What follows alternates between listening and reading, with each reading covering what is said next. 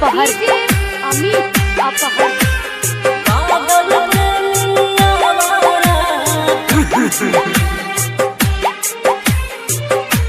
आप सुन रहे हैं शिवानी रिकॉर्डिंग स्टूडियो की शानदार प्रस्तुति। पागल प्रेमिया वाला पागल प्रेमिया वाला तू दीवाना कहिया हमर पागली रे अपना पागल से लागल रहिया हमर पागली रे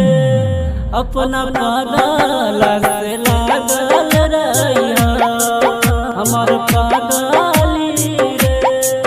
अपना पागल से लागल रहिया डीजे अमित अपहर अमित अपहर अपना पागल से लागल रहिया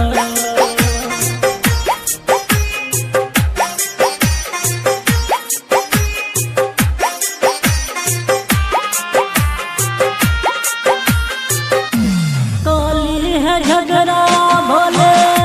बाजी है गाली यतने निहोरा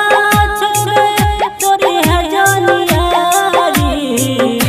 यतने निहोरा छोड़े तोरी है जानियारी काली है झगड़ा भोले बाजी है गाली यतने निहोरा छोड़े तोरी है जानियारी व्हाट्सएप पर चैटिंग करी है रात भर जागल रही है हमर पागली गे अपना पागल से लागल रही है हमर पागली गे अपना पागल से लागल रही है अपना पागल से लागल रही है अपना पागल से डीजे अमित अपहर अमित अपहर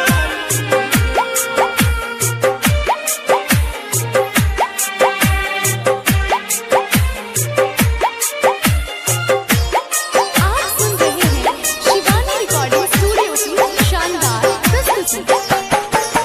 तोरा बिना जीना पैबो दिल मजबूर छे कुछ हो गई है संग रही है हमारा मंजूर छे कुछ हो गई है संग रही है हमारा मंजूर छे तोरा बिना जीना पैबो दिल मजबूर छे कुछ हो गई है संग रही है हमारा मंजूर छे रूसल रही है फूलल रही है सैया से लागल रही है हमर पागली गे अपना पागल से लागल रही है हमर पागली गे अपना पागल से लागल रही है अपना पागल से लागल रही है डीजे अमित अपहर अमित अपहर अपना पागल से लागल रही है आप सुन रहे हैं शिवानी रिकॉर्डिंग स्टूडियो की शानदार प्रस्तुति। दिल मजबूर हमर चैन करार गे तू ही हमर जान छे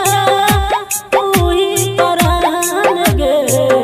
तू ही हमर जान छे तू ही परान गे दिल मजबूर हमर चैन करार गे तू ही हमर जान छे तू ही परान गे सपना में अब के जानू तू झांकत रही है हमर पागली गे